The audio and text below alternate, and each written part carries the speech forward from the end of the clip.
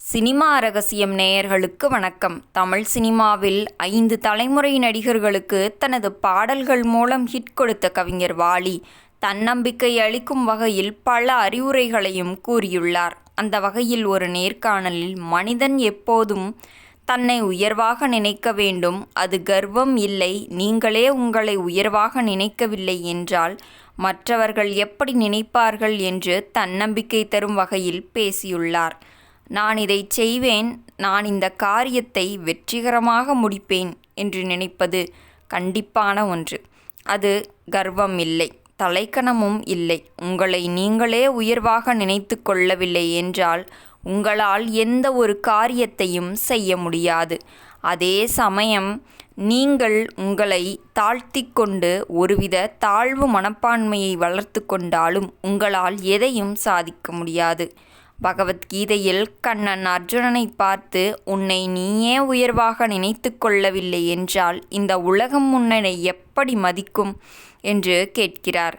இதைத்தான் வள்ளலாரும் தன்னை அறிந்து இன்பமுற வெண்ணிலாவே ஒரு தந்திரம் நீ சொல்லாயே வெண்ணிலாவே என்கிறார். நீங்கள் உங்களை அறிய வேண்டும். அது மண்டக்கணம் இல்லை. நமக்குள் இந்த திறமை இருக்கிறது. ஒரு சின்ன பொறி இருக்கிறது. யாராவது இதை ஊதி அனல் வளர்த்தால் நாம் பெரிய ஆளாகி விடலாம் என்று உங்களுக்குள் ஒரு நம்பிக்கை வர வேண்டும்.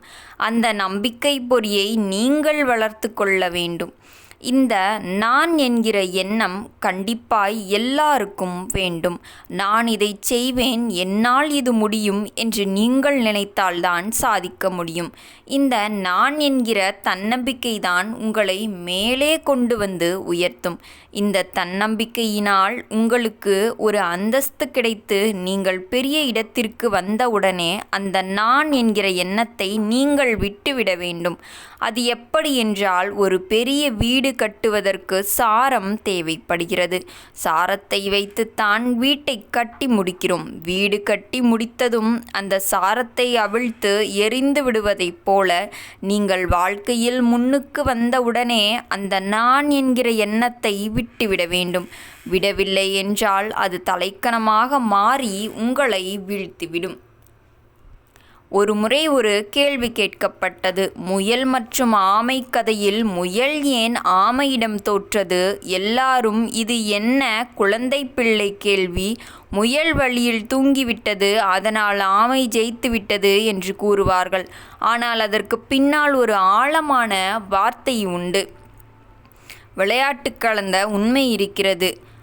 முயல் ஆமை, அதாவது அதைத்தான் முயல் ஆமையிடம் தோற்றது என்பதை விட முயலாமையால் தோற்றது என்று புரிந்து கொள்ள வேண்டும் என வாலி கூறியுள்ளார்.